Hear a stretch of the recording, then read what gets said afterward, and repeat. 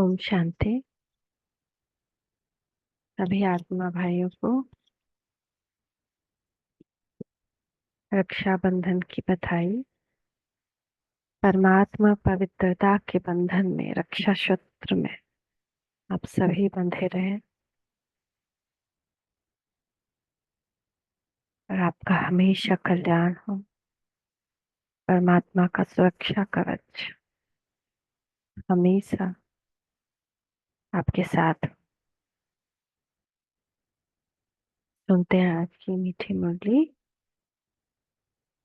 हमें पवित्रता का मार्ग दिखाने वाले स्वयंभू गुरुदेव सतगुरु साईनाथ शिव बाबा से। तो बाबा कह रहे हैं, मीठे बच्चे ज्ञान की धारणा करते रहो तो अंत में बाप समान बन जाएंगे। बाप की सारी ताकत तुम हजम कर लेंगे। मेहनत करते रहनी, गिरेंगे उठेंगे कोई बात नहीं, बट मेहनत करते रहना। अभी तो सारी जगह ये बात क्लियर हो रही है ना। अब ज्यादा टाइम नहीं, 25, 26, 27 बहुत ही भयानक होगा। बस अपने आप ही पूरी दुनिया को पता चल जाएगा इस सच में। यही तो वो विनाश काल है। तो प्रश्न है, इस दो शब्दों में स्मृति के से सुदर्शन चक्रधारी बन सकते हैं। उत्तर है उत्थान और पतन, सत्व प्रधान और तमो प्रधान, शिवालय और वैश्यालय। है ना, सत्युग त्रेता शिवालय, द्वापर कलयुग वैश्यालय। सत्युग त्रेता सत्व प्रधान, द्वापर कलयुग तमो प्रधान। सत्युग त्रेता उत्थान, एक्चुअली सिर्फ संगम ही उत्थान का टाइम, बाकी पूरा टाइम में पता नहीं होता, गिरते जाते हैं। सीढ़ी चढ़ते हैं सिर्फ संगम पर, बाकी टाइम में सीढ़ी उतरते हैं। और फिर ब्रह्मा की रात ब्रह्मा का दिन, हम ब्राह्मणों की रात ब्राह्मणों का दिन। और रावण और राम,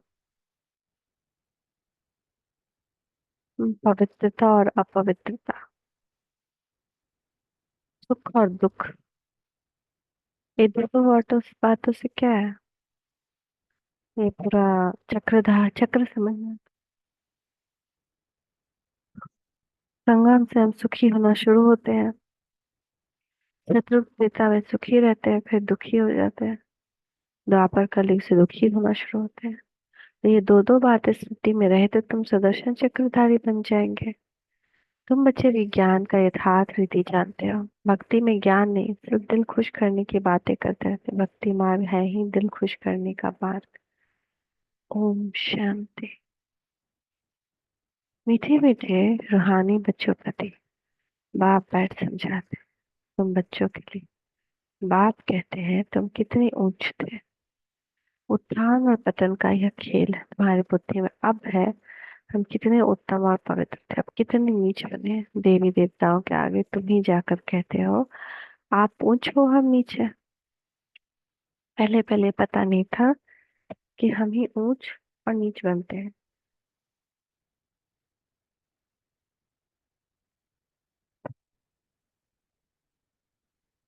अभी बाप तुमको बताते हैं, मीठे मीठे बच्चे तुम कितने ऊंच पवित्र थे, फिर कितने अपवित्र बने हो। पवित्र को ऊंच कहा जाता है, वो कहा जाता है वाइसलेस वर्ल्ड। वहां तुम्हारा राज्य था।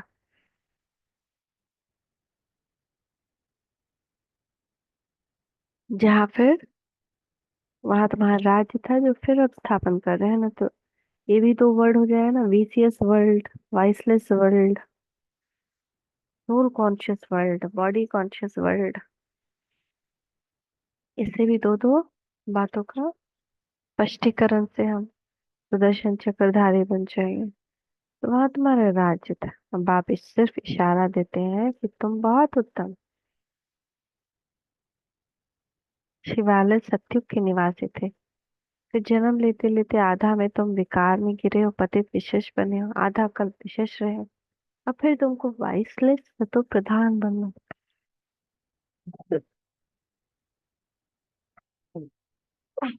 बाप रे बहुत। तुमको वाइसलेस तो प्रधान बनना है मैम, दो अक्षर याद करना है। अब ये तमो प्रधान दुनिया फिर सतो प्रधान दुनिया की निशानी, ये लक्ष्मी नारायण है। 5,000 वर्ष के बाद सतो प्रधान।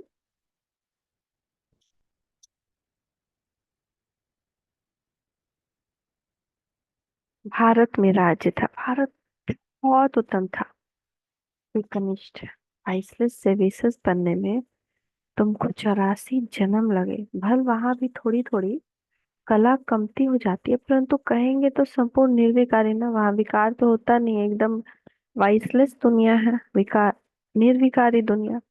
अब उसके बाद फिर आती है विकारी दुनिया, वैसियस वर्ल्ड। तो एकदम संपूर्ण निर्विकारी श्री कृष्ण को कहे, वो गोरा था, सावरा बन गया। सावरा ना, आत्मा वहां गोरी होती है, यानी कोई भी पाप कर्म उसके ऊपर नहीं होता, फिर सावरा बन जाता है, यानी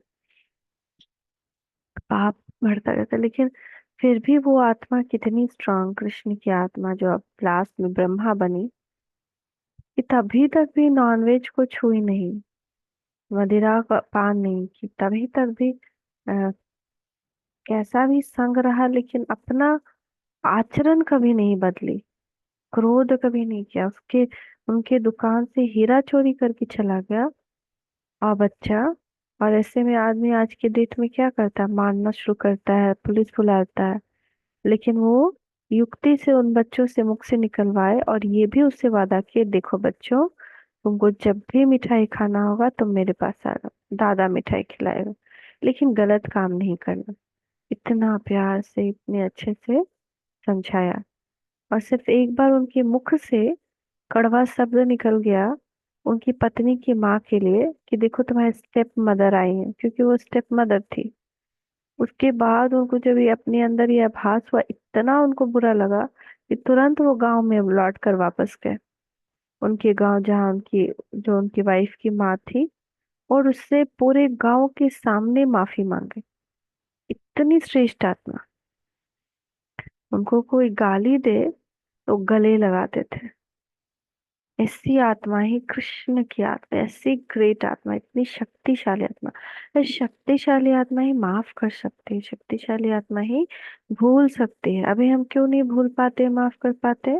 शक्ति नहीं है। तो कितनी महान आत्मा, तो उसको तो कृष्ण बनना ही चाहिए। तो तुम यहाँ बैठे हो तो बुद्धि में रहना चाहिए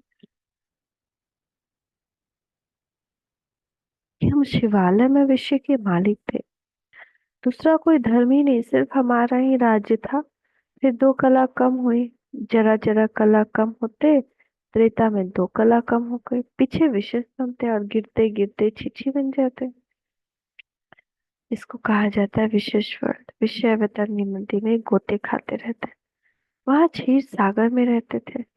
तुम सारे वर्ल्ड की हिस्ट्री ज्योग्राफी को, अपने 84 जन्मों की कहानी को भी समझ गए हो। हम वाइस इनके राज्य में थे, पवित्र राजा ही थे, उसको कहेंगे फुल स्वर्ग। फिर त्रेता में सेमी स्वर्ग, ये बुद्धि में तो है ना। बाप ही आकर सृष्टि के आदि मध्य अंत का राज समझाते हैं। मध्य में ही रावण आया है, फिर अंत में इस विशेष दुनिया का विनाश होगा। फिर आदि में जाने के लिए पवित्र बनना है, यही तो सृष्टि चक्र है ना। ऐसे नीचे ऐसे ऐसे उतरते गए, और फिर अंत में विनाश होके वापस परम धाम, फिर वहां से यहाँ आएंगे, ऐसे ऐसे फिर उतरेंगे। एक चक्र चलता ही रहता है, ये कभी खत्म नहीं होता।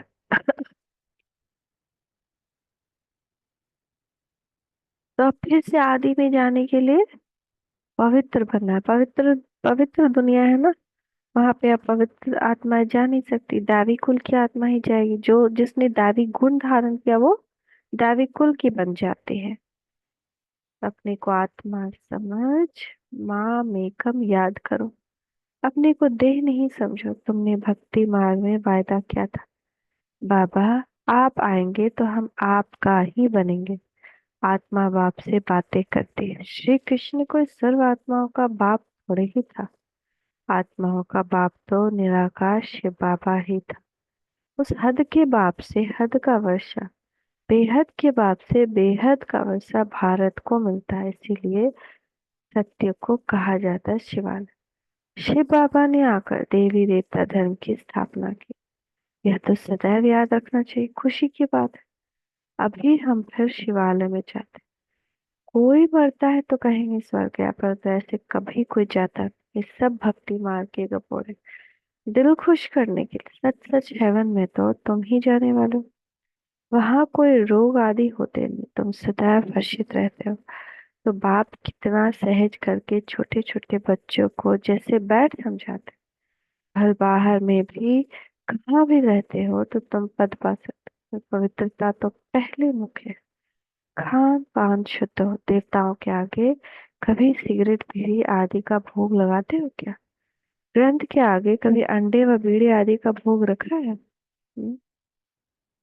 लेकिन कई लोग कहते हैं देवताओं को भी तो मांस का बलि दिया जाता है ना। तो ग्रंथ के आगे कभी अंडे या बीड़ी आदि का भोग रखा है? ग्रंथ को समझते हैं जैसे गुरु गोविंद का शरीर। ग्रंथ को इतना मान देते तो ये गुरु की जैसे देह है। इसे सिख लोग समझते हैं, परंतु गुरु नानक ने थोड़ी बैठ ग्रंथ लिखा है। नानक ने तो अवतार लिया। सिख लोगों की वृद्धि बाद में वो ग्रंथ आदि लिखे गए। एक के बाद फिर सिख धर्म में आते गए। पहले तो धर्म भी इतना छोटा हाथ हाथ का लिखा हुआ था। अब गीता के लिए समझते हैं। श्री कृष्ण का रूप ऐसे मानो जैसे का नानक का ग्रंथ, वैसे श्री कृष्ण की गीता का है। अब श्री कृष्ण भगवान वाशी कहते रहते हैं, इसको कहा जाता है ज्ञान। तो ज्ञान तो एक परम पिता परमात्मा में ही है। गीता से ही सदगति होती है। और गीता ज्ञान कौन दे रहा है? बाबा परम पिता परमात्मा। वह ज्ञान तो बाप के पास ही है। ज्ञान से दिन, भक्ति से रात होती है। अब बाप कहते हैं आत्मा को पवित्र बनाना है, उसके लिए मेहनत करनी पड़े। माया के तूफान ऐसे जबरदस्त आते हैं जो ज्ञान एकदम उड़ जाता है।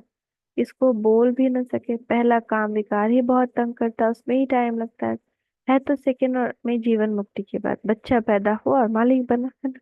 घर में भी अगर बच्चा पैदा होता है, वारिस, वारिस समझ जाते हैं ना उसको। बेटा पैदा हुआ, वारिस पैदा हुआ, एक सेकंड में वो मालिक बन गया।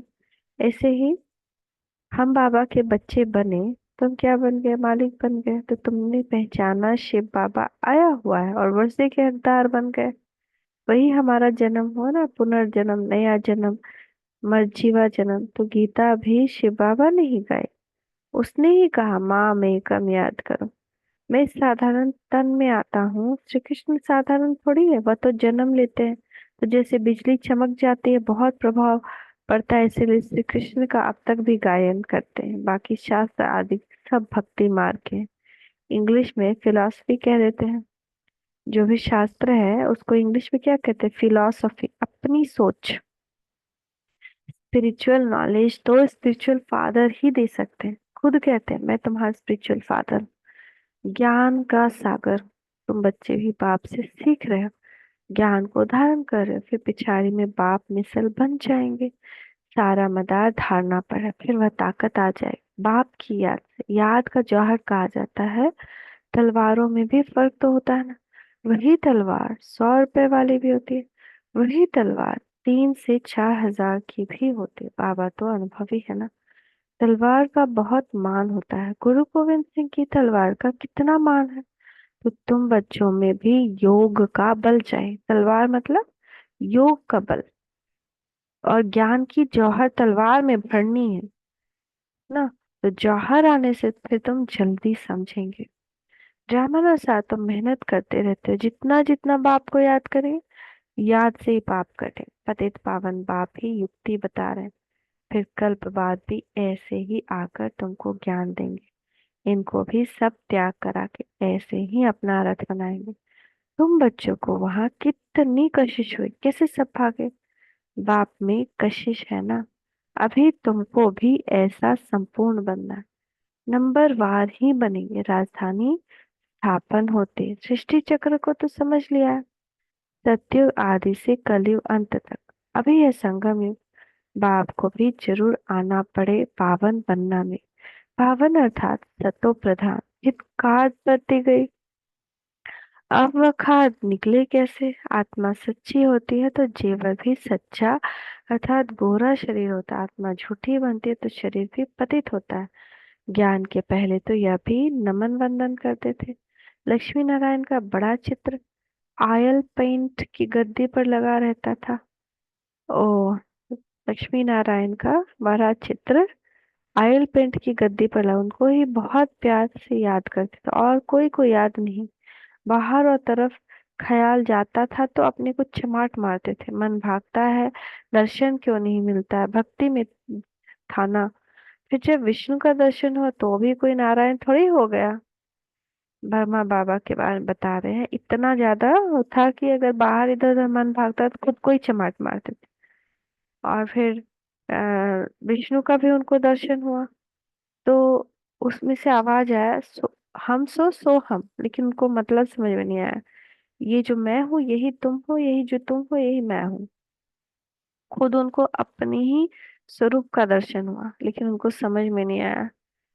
तो उस दर्शन होने से वो नारायण थोड़ी बन गए। तो पुरुषार्थ तो जरूर करना होता है। अब ऑब्जेक्ट तो सामने खड़ी तो हमको कितना भी दर्शन हो जाए, शिव बाबा का हो जाए, किसी भगवान का हो जाए, तो हम ऐसे थोड़ी बन जाएंगे। उसके लिए मेहनत करनी, योग करना है। यह चैतन्य में था जिनके जड़ चित्र बनाया, बाप आया है पावन बना, नर से नारायण बनाते। तुम भी उन्हों की राजधानी में थे, फिर ऐसा बनने का पुरुषार्थ करते हो तो अच्छी रीति फॉलो करना चाहिए। बाबा, ब्रह्मा को देवता थोड़ी कहा जाता है, विष्णु देवता ठीक है। मनुष्य को तो कुछ पता नहीं, कहते हैं गुरु ब्रह्मा गुरु विष्णु गुरु देवो महेश्वर, गुरु साक्षात परम ब्रह्म तस्मै श्री गुरुवे नमः। ये सारा शिव बाबा की ही महिमा है, लेकिन किसको पता नहीं। सबको गुरु कहते रहते हैं, शिव परमात्मा नमः, उनको गुरु उनको परमात्मा कह देते हैं। सबसे बड़े तो बाप है ना, उनसे हम ये सीख रहे हैं औरों को सिखलाने के लिए। सतगुरु जो तुमको समझाते हो तुम औरों को समझाते हो। गुरु को ऐसे नहीं कहेंगे कि यह बाप है टीचर है, नहीं। तो यह सारी नॉलेज तुम्हारी बुद्धि में होनी चाहिए। हम शिवालय में थे, अभी वैश्यालय में पढ़े हैं, फिर अब शिवालय में जाना है। भल कहते हैं ब्रह्म में लीन हो गया, ज्योति ज्योत समय, परंतु आत्मा तो अविनाशी है। हर एक में अपना पार्ट भरा हुआ। सब एक्टर्स, उनको अपना अपना पार्ट बजाना ही है और कभी मिट नहीं सकता। जो भी सारी दुनिया की आत्मा है उनको पार्ट बजाना, जैसे कि नए सिरे से शूटिंग होती जाती है, परंतु यह अनादि शूटिंग हुई पड़ी है। यह वर्ल्ड की हिस्ट्री ज्योग्राफी रिपीट होती रहती है। यह वंडरफुल सितारा है जो भ्रुकुटी के बीच चमकता है, कभी घिसता ही नहीं। यह ज्ञान तुम्हारे में आगे नहीं था। वंडर ऑफ वर्ल्ड हेवन अथवा स्वर्ग नाम सुनकर दिल खुश होता है। अभी तो सत्युग है नहीं, अभी है कलयुग, तो पुनर्जन्म भी कलयुग में ही लेंगे। जाना तो सबको जरूर है, परंतु पतित आत्माएं तो जा नहीं सके, है ना। तो अभी तुम बच्चे पावन बनते हैं, योग बल से पावन दुनिया गॉड फादर ही स्थापन करते हैं। फिर रावण हेल बनाते हैं, तो प्रत्यक्ष है ना। रावण को जलाते हैं ना, मनुष्य तो कहते हैं अनादि चला आता है, परंतु कब से शुरू होता है किसको भी पता नहीं। आधा आधा तो कर न सके क्योंकि लाखों वर्ष कह देते हैं, कलयुग को फिर 40,000 वर्ष कह देते हैं। तो हो मनुष्य घोर अंधियारे में है ना। अज्ञान नींद से जागना बड़ा मुश्किल है, जागते ही नहीं। अभी है संगम युग, जबकि बाप आकर पावन बनने की युक्ति बताते हैं। तुम पावन होंगे तो पावन दुनिया स्थापन हो जाएगी, यह पतित दुनिया ही खलास हो जाएगी। अभी कितनी बड़ी दुनिया है, सच्ची में तो बहुत छोटी दुनिया हो जाएगी। अब माया पर जीत पाकर पावन जरूर बनना है। बाप कहते हैं माया बड़ी दुस्तर है, पावन बनने में ही अनेक प्रकार के विघ्न डालती है। पवित्र बनने के लिए हिम्मत रखते हैं, फिर माया आकर क्या क्या हाल बनाती है। घूसा लगाकर गिरा देती है, कमाई खत्म कर देती है, फिर बहुत मेहनत करनी पड़ती है। कोई तो गिरते हैं फिर मुंह भी नहीं दिखाते, फिर इतना उच्च पद पा न सके। पुरुषार्थ पूरा होना चाहिए, फेल नहीं होना चाहिए। ले कोई गंधर्व भी विवाह भी करके दिखाते हैं। सन्यासी लोग कहते हैं कि शादी की और पवित्र रहे, यह तो इम्पॉसिबल है। बाप कहते हैं पॉसिबल, क्योंकि प्राप्ति बहुत है। अगर शादी भी किए हैं और पवित्र रहते हैं तो उसमें बहुत प्राप्ति है। बाबा की नजर में जैसे उनसे श्रेष्ठ कोई नहीं है। सबसे ज्यादा पसंद बाबा कुंवारियों को करते हैं जिनकी शादी नहीं है, क्योंकि वो एकदम पवित्र, और बाबा पवित्र है तो कशिश होती, खींचता है बाबा को। लेकिन जो पवित्र रहना सीख गए फिर से गृहस्थ जीवन में, उनको फिर बाबा बहुत मान देता। होली हंस का जोड़ा कहता है, हंसों का जोड़ा है जैसे ही। तो हमेशा पवित्र रहना है, मनसा वाचा कर्मणा। ठीक है, तो ये अंतिम एक जन्म तुम पवित्र बनेंगे तो तुमको स्वर्ग की बादशाही मिलेगी। क्या इतनी इतनी बड़ी प्राप्ति के लिए तुम एक जन्म पवित्र नहीं रह सकते? एक जन्म क्या, कुछ ही महीने का बात है। अभी विनाश का सीन चलेगा, चारों तरफ बीमारी फैलेगी, तो कोई थोड़ी ना एक दूसरे के साथ अपवित्रता करेगा या कुछ भी करेगा। जब ब्राह्मण आत्मा बन गए तो देख के ही फिर सहम जाएंगे। बाकी तो जो ब्राह्मण नहीं है वो तो और भी विकार में चल जाए। अभी तो काम की अग्नि जलेगी पूरी दुनिया में, पूरा दुनिया ढह होगा, और क्रोध की अग्नि जलेगी। इतना अंधा मनुष्य एक शैतान की तरह, एक एक भूत की तरह बन जाएगा। इसलिए अब भी नहीं योग बल से अपना जमा किए तो हम भी खिंच जाएंगे, क्योंकि बल नहीं है, योग बल नहीं है, तो हम भी खिंच जाएंगे। इसलिए रात दिन एक करके योग बल जमा करना है, तभी हम किसी का बचाव भी कर सकते हैं। नहीं तो बचाव भी नहीं कर सकेंगे। तो इसीलिए बाबा कहते हैं क्या एक जन्म तुम पवित्र नहीं रह सकते? कहते हैं बाबा हम जरूर रखेंगे, रहेंगे। सिख लोग भी पवित्रता का कंगन डालते हैं, सिख लोग कंगन डालते हैं ना, उसका मतलब है पवित्रता का। यहाँ कोई धागा आदि बांधने की दरकार नहीं। ये बुद्धि की बात है। बाप कहते हैं माम एकम याद करो ना, बुद्धि की बात। बुद्धि से हमको बाबा धागा बांधा है पवित्रता की। राखी बांधी है। अपने आप को हमेशा याद रखना है कि मैंने पवित्रता की राखी खुद को बांधी। तो बाप कहते हैं मामेकम याद करो। बच्चियां बहुतों को सुनाती है, परंतु बड़े आदमियों की बुद्धि में बैठता थोड़ी है। बाप कहते हैं पहले उनको अच्छी रीति समझा। ये सब प्रजापिता ब्रह्मा की औलाद। शिव बाबा से वर्षा मिल रहा है, पतित से पावन बनना है। अब कोई कहते हैं मामेकम याद करो, ऐसे तो कोई कह न सके। पहले तो उनकी बुद्धि में बिठाना है। भारत वाइसलेस था, अभी विश्वस है, फिर वाइसलेस कैसे बनेगा? भगवान वाच माँ मेकम याद करो। बस इतना कहे तो भी अहो भाग्य। भगवान वाच माँ मेकम याद करो, सिर्फ एक मुझे याद करो। भूल जाएंगे। बाबा ने समझाया था, उद्घाटन तो बाप ने कर दिया, बाकी तुम निमित्त कर रहे हो। फाउंडेशन लगा दिया, बाकी अब सर्विस स्टेशन का उद्घाटन होता है। ये तो गीता की ही बात है, गीता में भी है। वहे बच्चों तुम काम पर जीत पहनो तो ऐसे जगत जीत बनेंगे। 21 जन्मों के लिए बस खुद न बने, औरों को तो समझाए। ऐसे भी बहुत है, औरों को उठाकर खुद गिर पड़ते हैं। काम महाशत्रु एकदम गटर में गिरा देता है। जो बच्चे काम पर जीत पाते हैं वही जगत जीत बनते हैं। अच्छा मीठे मीठे सिखी लधे बच्चों प्रति माता पिता बाप दादा का याद प्यार और गुड मॉर्निंग। रूहानी बाप की रूहानी बच्चों को नमस्ते। हम रूहानी बच्चों की रूहानी माता पिता बाप दादा को याद प्यार गुड मॉर्निंग।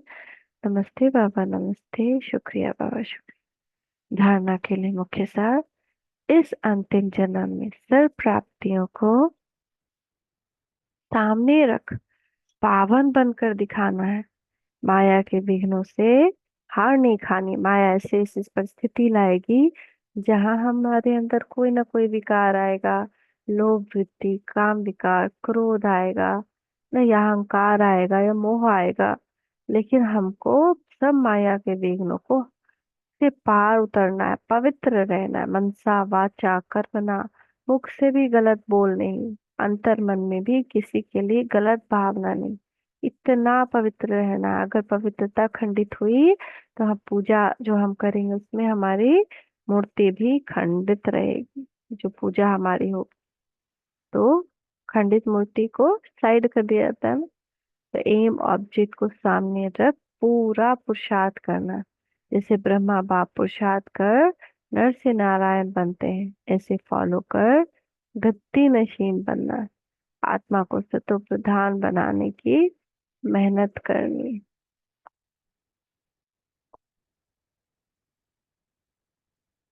आत्मा सतो प्रधान कैसे बनेगी? योग और ज्ञान से। तो वरदान है, देखिए बाप दादा का वरदान है।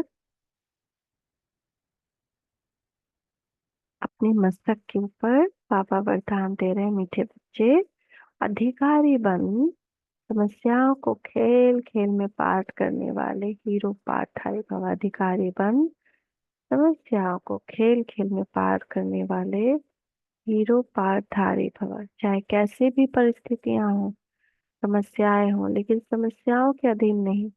अधिकारी बन समस्या को ऐसे पार कर लो जैसे खेल खेल में पार कर रहे हैं, जैसे कोई गेम देख रहे हैं, गेम समझना है ना। तो चाहे बाहर से रोने का पार्ट भी हो, लेकिन अंदर से यह हो कि सब खेल है, जिसको कहते हैं ड्रामा। और ड्रामा के हम हीरो पार्टधारी। जैसे किसी की मृत्यु हुई और पूरा समाज बहुत जोर जोर से रो रहा है, तो थोड़ा बहुत तो रोना है ना। बाहर से तो आंसू ही नहीं निकलेगा तो सब क्या कहेगा कि ये कैसा है। तो ऐसे नहीं कि वह रोना नहीं गया, अंदर अंतर मन ना रोए। अंदर में ये एहसास हो, संपूर्ण एहसास हो कि सब खेल है। इसको ड्रामा कहते हैं, ये सब ड्रामा है और हम इसके हीरो पार्टधारी हैं। और सबने अपने वस्त्र पहने हैं, जिसको सबको अपना वस्त्र उतारना है, आज नहीं तो कल। आज ये अपना पुराना वस्त्र पहन नया वस्त्र पहनने गया, कल हमारी बारी हो सकती है। तो जैसे हमारा वस्त्र बहुत पुराना हो जाएगा, जिसमें आत्मा रह नहीं पाएगी, तो वो बदल लेगी ना। वस्त्र फटा हुआ कोई पहनता है क्या? आपका भी कपड़ा ये जो ऊपर का है ऐसा फट जाए ना, तो क्या करते हैं हम लोग? नया कपड़ा लाते हैं, नया पहन के कितनी खुशी होती है। तो हर आत्मा को भी नया वस्त्र अगर शुद्ध है, पवित्र है, स्वस्थ वस्त्र है, तो उसको पहन करके बहुत ही खुशी होती है। इसलिए दुख में नहीं रहना है, अंदर से। भले ऊपर से हमारा पाठ हो रोने का ना, लेकिन अंदर से रोना नहीं आए। तो हीरो पाठधारी अर्थात एक्यूरेट पाठ बजाने वाले, इसलिए कड़ी समस्या को भी खेल समझ हल्का बना दो। कोई भी बोझ नहीं हो, कोई भी बोझ नहीं है। स्लोगन है, सदा ज्ञान में सिमरन, ज्ञान के सिमरन में रहो तो सदा हर्षित रहे। सदा ज्ञान के सिमरन में रहो तो सदा हर्षित रहे। माया के आकर्षण से बच जाएंगे, माया के आकर्षण से बच जाए। Thank you Baba, thank you. शुक्रिया बाबा, शुक्रिया। ओम शांति। विजयी रतन बनना है तो प्रीत बुद्धि बनो। पवित्रता की सच्ची राखी बांधना अर्थात संकल्प रूप से भी पांचों विकारों पर विजयी बनना। संकल्प से भी पांचों विकारों पर विजय बनना। व्यर्थ संकल्प क्रोध भी पैदा करता है। अगर व्यर्थ संकल्प हमारे अंदर चल रहा है तो हमको क्रोध भी आएगा। है तो काम अर्थात किसी भी आत्मा के प्रति अगर व्यर्थ दृष्टि भी जाती है तो उस समय पवित्रता नहीं मानी जाएगी। तो सभी व्यर्थ संकल्प बाप के पीछे न्यौछावर कर दो, तब विजय माला का मन का बन सके। सभी व्यर्थ संकल्प बाप के पीछे न्यौछावर कर दो, तभी माला का मन का बन सकेंगे। Thank you Baba, thank you. शुक्रिया बाबा, शुक्रिया। ओम शांति।